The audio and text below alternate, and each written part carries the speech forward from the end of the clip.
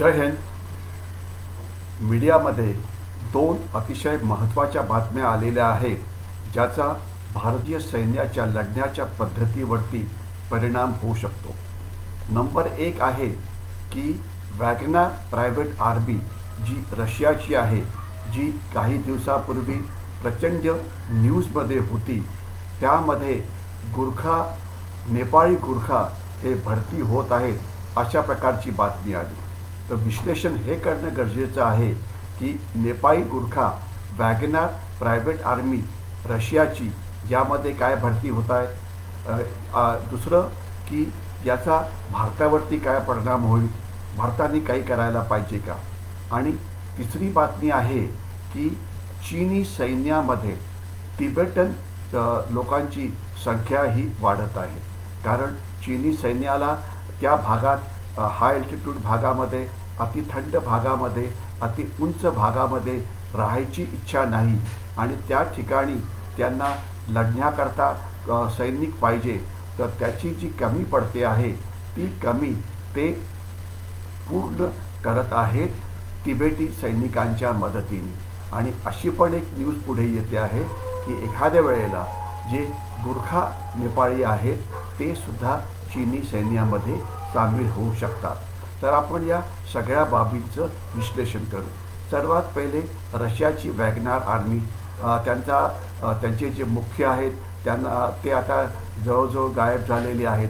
परंतु रशियाची वॅगनर आर्मीनी जवळजवळ 21,000हून जास्त आपले सैनिक युक्रेनच्या लढाईमध्ये गमावलेले आहेत. त्यांना जी सैनिकांची कमी आहे ती प्रचंड आहे. वॅगनर आर्मीमध्ये पहिले रिटायर्ड रशियाचे सैनिक यायचे, ते त्यांना आता पुरेशा संख्येमध्ये मिळत नाही आहेत. मग त्यांनी एक दुसरी पद्धत सुरू केली की जे कैदी असतात, जे रशियाच्या तुरुंगामध्ये आहेत, त्यांना सांगण्यात आलं की तुम्ही सैन्यात या, 2 वर्ष लढा आणि जर तुम्ही चांगलं लढला तर तुम्हाला नंतर तुम्हाला तुमची जी बाकीची जी कैद आहे ती माफ केली जाईल. तर परंतु जे अशा प्रकारचे कैदी आहेत ते सुद्धा आता कमी पडायला लागलेले आहेत. रशिया युक्रेन युद्ध संपण्याचं काही लक्षण दिसत नाही आहे आणि असं समोर आलेलं आहे की रशियाचे सैनिक हे लढण्याकरता तयार नाहीत. कारण हे सगळे अर्बन म्हणजे शहरातनं येतात, 4 वर्षाकरता येतात आणि त्यामुळे त्यांची लढण्याची इच्छाशक्ती नसते. ते 4 वर्षाचा टाईम पास करून सैन्यामध्ये त्यांना परत जायचं असतं सिव्हिलियन लाईफमध्ये, जिथे ते आरामाचं जे आयुष्य आहे ते जगू शकतील. तर याच्यामुळे ज्या काही व्हिक्ट्रीज होत्या, जे काही विजय होते, जे रशियन सैन्याला थोडेफार मिळाले या युद्धामध्ये, ते वॅगनरच्या सैनिकांमुळे मिळाले. कारण वॅगनरचे सैनिक हे जुने अनुभवी सैनिक होते, लढण्याकरता तयार होते, त्यांचं नेतृत्व चांगलं होतं, म्हणून त्यांना यश मिळालं. आता तर वॅगनर ग्रुपला रशियन सैन्याच्या हाताखाली काम करायला भाग पाडतं आहे. तर त्याच्यामुळे आता वॅगनरचं जे नेतृत्व आहे ते रशियन सैन्याचं नेतृत्व असेल की ज्यांचं आतापर्यंत जे काम आहे हे फारसं चांगलं नाही. जवळजवळ 15 जनरल्स रशियन सैन्याचे हे युक्रेन सैन्यामध्ये मारले गेलेले आहेत आणि अनेकांची तिथून बदली झालेली आहे. आणि एवढं नक्की की रशियन जनरल्सची जी कॉम्पिटन्स आहे ते बरोबर नाही. तर आता जर वॅगनर ग्रुप त्यांच्या हाताखाली आला तर अर्थातच वॅगनर ग्रुपची एफिशियन्सीसुद्धा कमी होईल. एवढंच नव्हे तर आज 12-13 देशांमध्ये वॅगनरचे सैनिक हे रशियाकरता काम करतात. याचं मुख्य कारण असतं की त्यांना ते रशियाच्या सैन्यामध्ये नसतात, त्याच्यामुळे त्यांना जे देशाचे कायदे ते लागू नाही, ते चुपचापपणे काम करतात, युनिफॉर्ममध्ये नसतात. त्यामुळे जी चुकीची कामं, घाणेरडी कामं जी करायची असतात ते चांगल्या पद्धतीने ते ठरू शकतात. तर त्याच्यामुळे रशियाचं राष्ट्रीय हित साधण्याकरता ते अनेक ठिकाणी काम करत आहेत. आता तिथे गुरखा सोल्जर्सची भरती होईल अशा प्रकारच्या बातम्या पुढे येत आहेत आणि काही गुरखा तिथे गेले पण आहेत, यामध्ये काही शंका नको. असं का होतं आहे? पहिले नेपाळी गुरखा जे आहेत ते 3 ठिकाणी जायचे. एक तर ब्रिटिश सैन्य जिथे जर मला आकडेवारी नीट माहिती असेल तर प्रत्येक वर्षी 1000 गुरखे नेपाळी ते तिथे जातात. दुसरं, भारतीय सैन्याच्या गुरखा रेजिमेंटमध्ये तिथे नंबर 2चे लोक तिथे यायचे. आणि तिसरे जे जायचे ते नेपाळी सैन्यामध्ये जायचे. परंतु आता भारतीय सैन्यामध्ये अग्निवीर नावाची संकल्पना सुरू झालेली आहे. आणि अग्निवीर म्हणजे फक्त 4 वर्षाकरता, ज्यानंतर तुम्हाला पेन्शन मिळणार नाही, फक्त 25% सैनिकांना पुढे पाठवलं जाईल.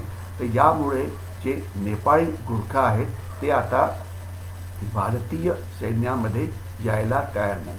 तर याच्यामुळे काहींना असं वाटतं, ज्यामध्ये काही गुरखा रेजिमेंटचे लोक ऑफिसर्स होते रिटायर्ड, की याच्यामुळे भारताला खूप धोका निर्माण होईल. एवढं नक्की की भारताच्या सैन्यात असलेले गुरखा सैनिक हे नक्कीच शूर होते. आणि फील्ड मार्शल सॅम माणिकशॉ जे भारताचे सर्वात मोठे शूर सेनापती होते 1947 नंतर, त्यांनीसुद्धा नेपाळी गुरख्यांच्या शूरपणाचं कौतुक केलेलं आहे. आणि त्यांनी सगळ्या लढाईमध्ये अतिशय शूर पद्धतीने काम केलं, याच्यात काही डाऊट नाही. परंतु आता आपल्याला अग्निवीर नावाची संकल्पना राबवायची आहे, कारण सैनिकांना पेन्शन देणं हे सरकारला परवडत नाही. म्हणून अग्निवीर संकल्पना पुढे आली. जर आपल्या देशाचे सैनिक जर अग्निवीर संस्थेच्या खालती काम करू शकतात, तर मग जे बाकीच्या देशांचे सैनिक त्याच्या म्हणजे खास तर नेपाळी गुरखा, त्यांनी अशा प्रकारे काम का करायला नको, हा मुख्य प्रश्न आहे. तर त्याच्यामुळे जर ते यायला तयार नसतील तर त्याला आपण काही करू शकत नाही. दुसरी गोष्ट अशी की अनेक वेळा चीनचा जो इन्फ्लुअन्स आहे नेपाळवरती तो खूप वाढलेला आहे. आणि खास तर गलवाननंतर असं मानलं जात होतं की चीन जे नेपाळी गुरखा भारतीय सैन्यामध्ये होते त्यांना फितूर करण्याचा प्रयत्न करत होतं. त्यात त्यांना काही फारसं यश आलं नाही, कारण भारतीय सैन्याची जी रेजिमेंटल पद्धत आहे ती अतिशय चांगली आहे. तर ते झालं नाही, परंतु प्रयत्न नक्कीच केला जात होता. म्हणून यापुढे भारताने दुसऱ्या देशातनं सैनिक आणणं याची अजिबात गरज नाही.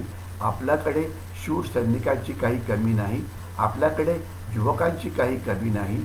आत्ता जी अग्निवीरची भरती झाली त्यामध्ये लाखो तरुणांनी या भरती प्रक्रियेमध्ये भाग घेतला आहे.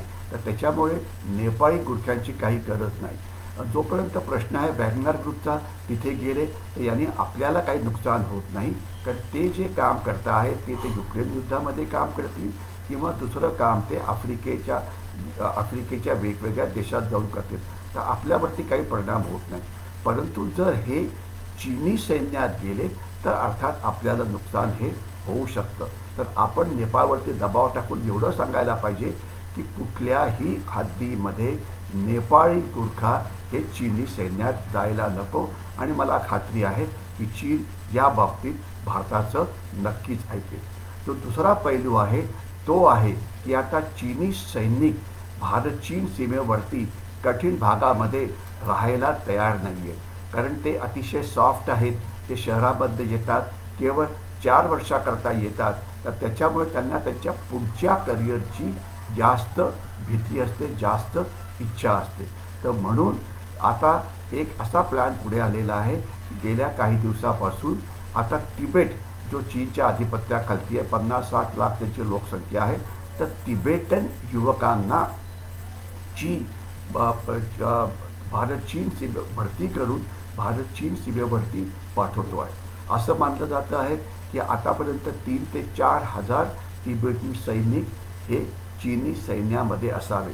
तिबेटन हे तिथलेच असल्यामुळे अतिथंड भागामध्ये जिथे प्राणवायू खूप कमी असतो त्यांना राहणं काही फारसं कठीण नाही, ते तिथे राहू शकतात. याच्याशिवाय जे दुसरा भाग आहे की एक गोष्ट अशी एन्श्योर केली जाते की अशा तिबेटन्सना सैन्यामध्ये घेतलं जातं की जे CCP म्हणजे कम्युनिस्ट पार्टी ऑफ चायनाचे सदस्य आहेत, जे दलाई लामाला मानत नाही आणि जे फक्त चीनलाच मानतात.